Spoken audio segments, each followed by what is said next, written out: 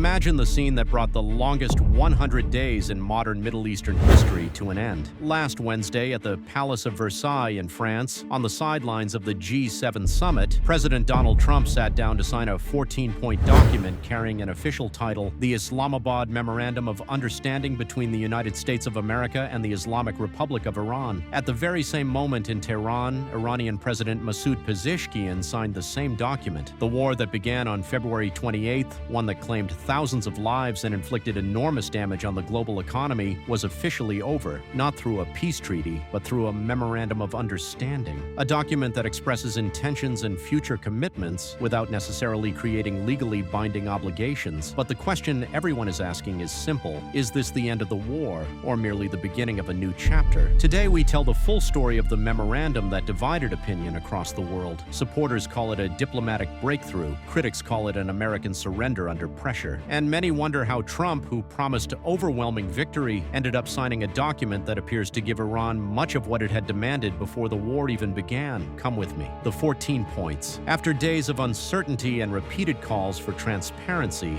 Washington finally released the official text. The memorandum contains 14 provisions divided into two phases, an immediate phase and a 60-day implementation phase that can be extended. Several provisions immediately attracted attention. Article 1, ending the war. Both sides commit to an immediate and permanent halt to military operations across all fronts, including Lebanon. This raises a major question. Israel is not a party to the agreement, yet Iran argues that any continued Israeli operations against Hezbollah could be interpreted as a violation of the understanding. Article 4, lifting the naval blockade. The United States agrees to remove restrictions on Iranian ports immediately and fully end the naval blockade within 30 days. For Tehran, this had been one of its central demands from the very beginning. Article 5.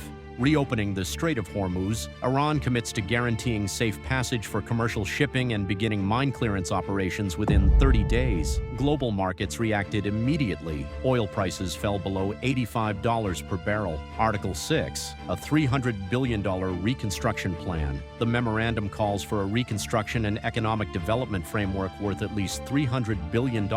American officials insist the United States is not obligated to provide direct funding, which raises an obvious question.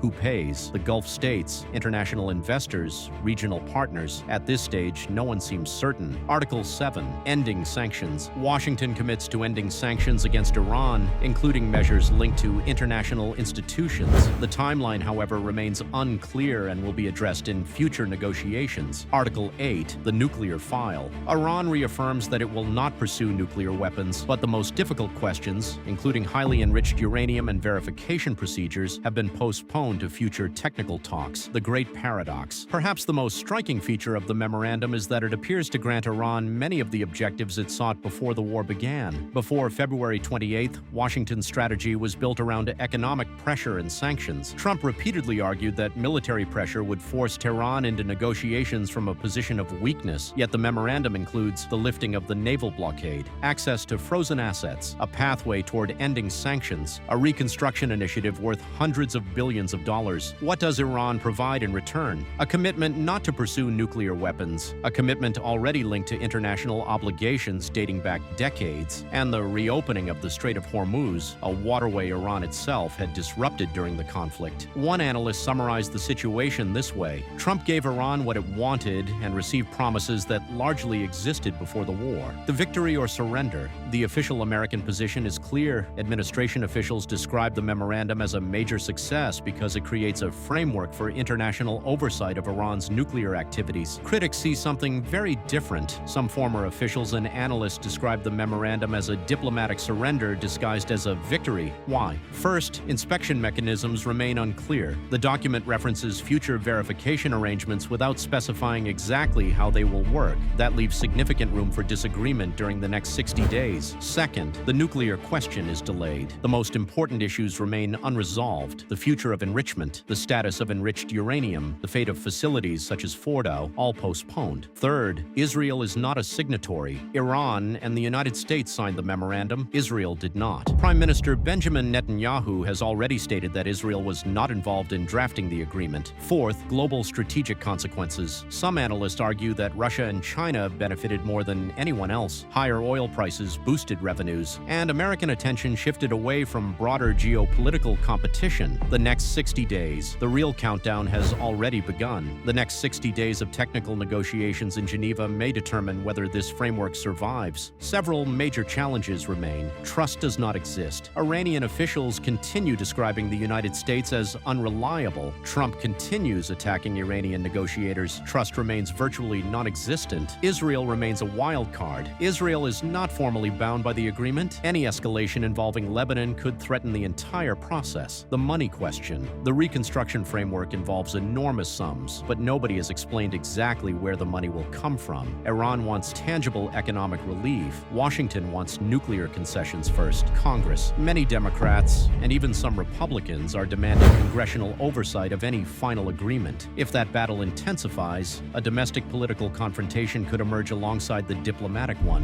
What have we learned? After 100 days of war, thousands of deaths, and billions of dollars in economic losses, the two sides signed a 14-point memorandum. Trump calls it victory. Iran calls it victory. Both governments insist they achieved their objectives, but the deeper question remains, who actually paid the price? The Lebanese civilians caught between competing fronts, the Iranian families struggling with inflation and power shortages, the American consumers paying record fuel prices, and the soldiers who fought and died in a war many still struggle to explain. This ceasefire is fragile. It could collapse tomorrow, or it could become the foundation of lasting peace. Everything now depends on what happens over the next 60 days. Those 60 days may determine the future of the Middle East for years to come. Stay tuned. Write your opinion in the comments.